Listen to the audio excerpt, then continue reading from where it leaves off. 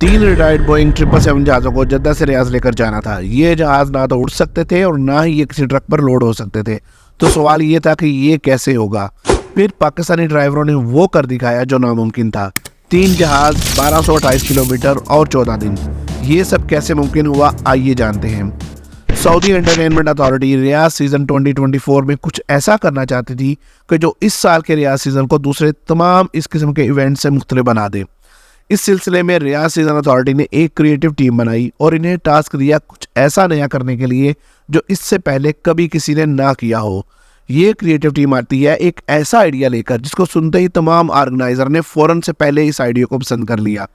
ये आइडिया था जद्दा में खड़े नकारा बोइंग 777 के अंदर world class restaurants, gaming zones और दूसरी एक्टिविटीज़ के लिए तैयार करना।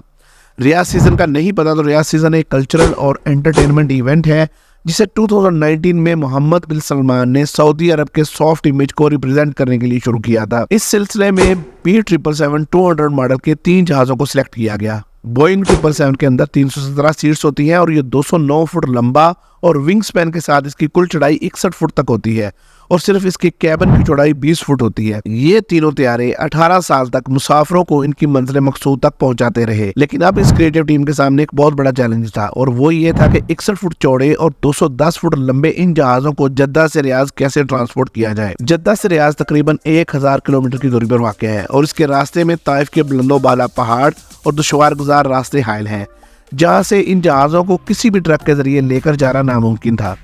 इस मुश्किल और बज़ाहिर नामुमकिन नजर आने वाले काम के लिए सऊदी अरब की मशहूर लॉजिस्टिक्स कंपनी MLC को बुलाया गया।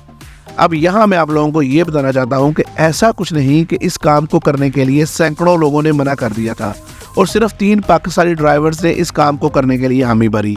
और इन ड्राइवर्स की महारत को सलाम, मगर इस काम के लिए प्रॉपर प्लानिंग और रोड मैप बनाया गया था जिसके बगैर ये ड्राइवर्स कुछ भी ना कर पाते। क्योंकि ये पहला मौका नहीं था कि ये कंपनी कुछ ऐसा करने जा रही थी, बल्कि माजी में इस कंपनी ने इससे बड़े, इससे भारी और इससे लंबे इक्विपमेंट भी ट्रांसपोर्ट किए हैं।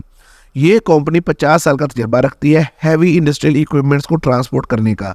और अगर आप बात करें स्पेसिफिकली कमर्शियल प्लेन की ट्रांसपोर्टेशन का, तो ये भी पहली बार नहीं हुआ था। और ये काम तो इतना आम है कि ये तो हमारे पड़ोसी मुल्क भारत और चाइना में कई बार हो चुका है और ऐन मुमकिन है कि ये काम पाकिस्तान में भी हो चुका हो। फ़र्क सिर्फ इतना है कि सऊदी हुकूमत इस काम को एक लार्जर देन लाइफ इवेंट बनाना चाहती थी। इस काम के लिए सऊदी हुकूमत ने टिकटॉकर्स, ब्लॉगर्स और यूट्यूबर्स को हायर किया और बाकी काम हम पाकिस्तानियों ने कर दिया। सोशल मीडिया के साथ साथ ये हमारे मेन स्ट्रीम मीडिया की खबर भी बन गई। वीडियो अच्छा और मालूमाती लगा हो तो लाइक और सब्सक्राइब ज़रूर कीजिएगा।